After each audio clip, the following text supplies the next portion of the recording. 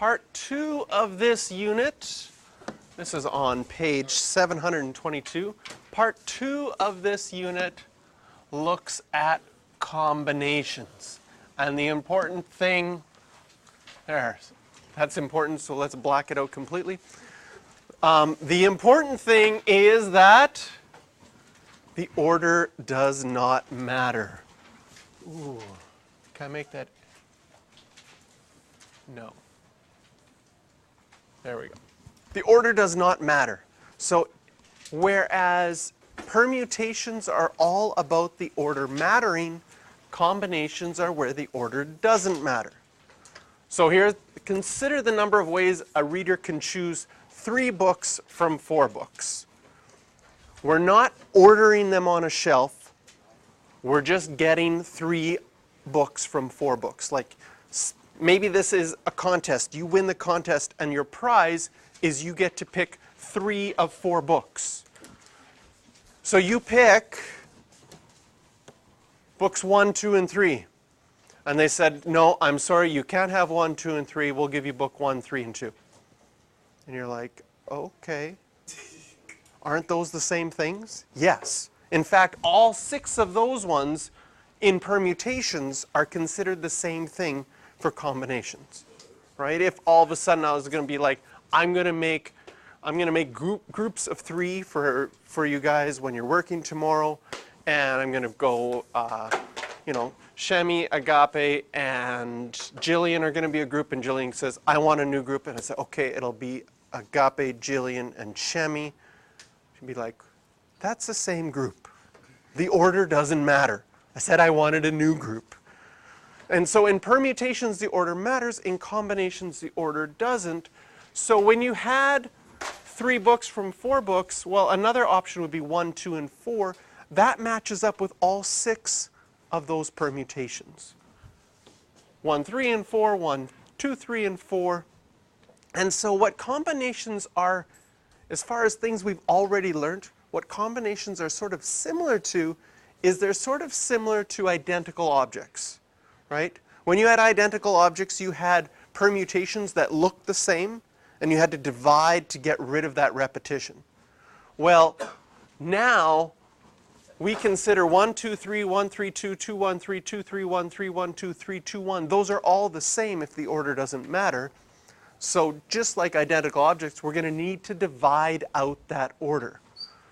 So there's only 4 combinations, but 24 permutations. That's the same as 24 divided by 6, which is divided by 3 factorial. Because if you had 3 objects, the number of ways of arranging 3 objects, if the order mattered, would be 6. And so if you counted all the ways with order, 24, you'd have to divide by 6 or divide by 3 factorial to get the number of combinations, to divide out that order. So your permutations formula and your combinations formula are connected. And your combinations formula is just your permutations formula with your order divided out. So if your permutations formula from before was n factorial over n minus r factorial, then your combinations formula is the same thing with an extra r factorial on the bottom. And you know how we hardly used our permutations formula because we used spaces was an easier way for us to figure out those questions? We almost never used the formula. We will use the combinations formula a lot. And I find that the combinations formula is actually really easy to use. So if you had something like 12 choose 5, and you'll find that I often use the word choose for C because it starts with C. And when I say choose, I'm saying something where the order doesn't matter, right? You're choosing 5 prizes from 12. It doesn't matter which way you choose them. Well, 12 choose 5, according to the formula, you're going to have your 12 factorial on the top. That's easy to see from this number. On the bottom, you're going to have 5 factorial, which is easy to see from this number. And then what adds up to 12? 5 plus 7. So the bottom two numbers always add up to the top number. So 12 choose 5 will be 12 factorial or 5 factorial, 7 factorial. If I had 8 choose 3, it'll be 8 factorial over 3 factorial, 5 factorial. On the bottom two numbers always add up to the top one. So I find that the combinations formula is easy to memorize. You won't be needing to go to your formula sheet for it. You'll be able to work with it quickly and easily. Next year, in your IB course, you're going to be using this notation. And in university, depending on the textbook, you will either see this notation, which we use in grade 12, NCR. That notation's on your calculator. But in some places, it looks like this, and it means the same thing. It's confusing because it's not a fraction. There's just like a space there. So let's do our first example here. In a lot of lottery games, you have to choose a certain number of numbers. Here's Keno. You choose 20 numbers from 1 to 80. If you choose the same numbers that come up, then you win. And there's varying prizes depending on how many numbers you got right. But if you were to get all 20 right, that would be crazy and amazing. I'm not sure how big the prize would be, but I'm sure it would be very, very large. Because this question is asking, if I have 20 numbers where the order doesn't matter, because it says how many combinations, how many are possible? Well, that's just going to be, whoa, that's a big 0. Let's try again. 80 choose 20. According to the formula, that would be 80 factorial over 20 factorial, 60 factorial. But we have the choose button on our calculator, so we should find it. 80, hit the math button, go over to probability, number 3, choose 20, push enter, and we get 3.535 e to the 18. That means that this is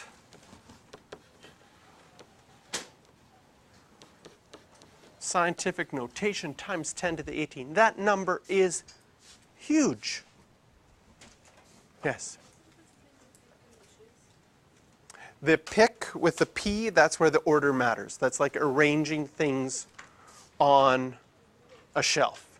For this, and I think a more common lottery that you guys might be more familiar with, have you heard of Lotto 649?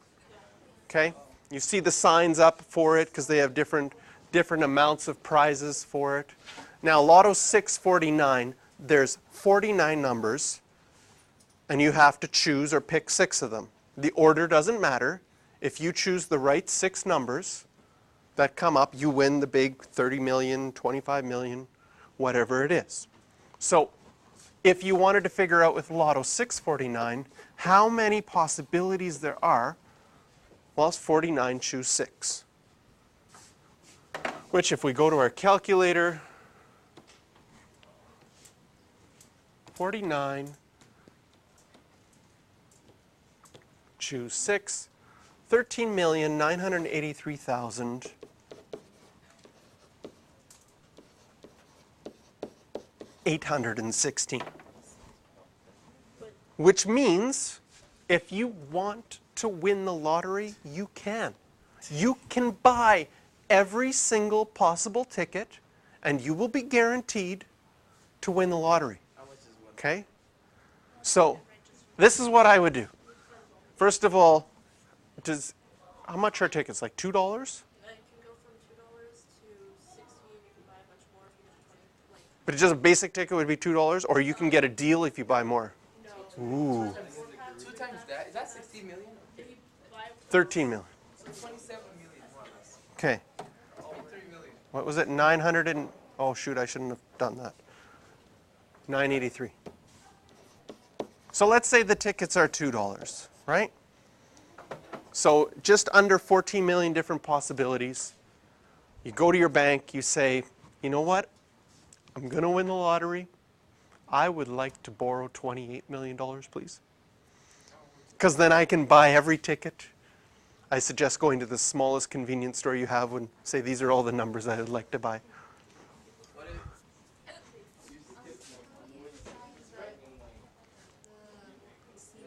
The C button, you have to hit your math button. So I went 49, hit the math button, over to probability, and then the third one is NCR. And depending on your calculator, some type them little, some of them appears NCR. You just have to write 49 first and 6 after and push enter. So you go to your bank, right? You go to your bank, you borrow $28 million, you buy every single ticket, you missed it right? right? And you're good. So if you wait until the prize is like, it's 40 million, right? You buy every ticket for 28 million, what could go wrong? You skip what? Somebody else wins, right? You borrow 28 million, somebody else wins, right? The other annoying thing is when you win, you're like, where is that ticket? It's somewhere amongst these 14 million tickets. How long is it going to take you to find it? A long time. Right, so if somebody else wins and you split it, you're going to only be down 8 million. So you need to, you need to make some extra money on the side. So you've got your 14 million tickets in your back pocket, and you go around to all your friends, and you say, I'll bet you $200 I win the lottery this weekend. And they'll all say, like, oh, that's easy money because no one wins the lottery. So they'll all take you up, and then you'll make all this other money and lose friends. It's going to be so good, right? Just in case you're not the only one who wins the lottery. You've got to have your backup plan. So, yeah. So your backup plan is you steal money from all your friends, and they're going to be like, really? I bet you $5 that you'd win the lottery, and you won? And now you have $40 million, and you want my $5? So maybe we don't take the advice of this class and try to get and buy every ticket. Group project. Okay. So if you're buying a lottery ticket hoping that you're going to win, I have to tell you that 1 in 14 million is very, very slim chances. If you want to get a sense for it, flip a coin and try to get the same thing 23 times in a row. Can you get heads 23 times in a row or tails 23 times in a row? Okay? That is still better chances of that than winning this lottery. Yes? For the IA, in this class/next year, do we write a paper or do we do math? For the IA next year, you have to write a paper and do math in it.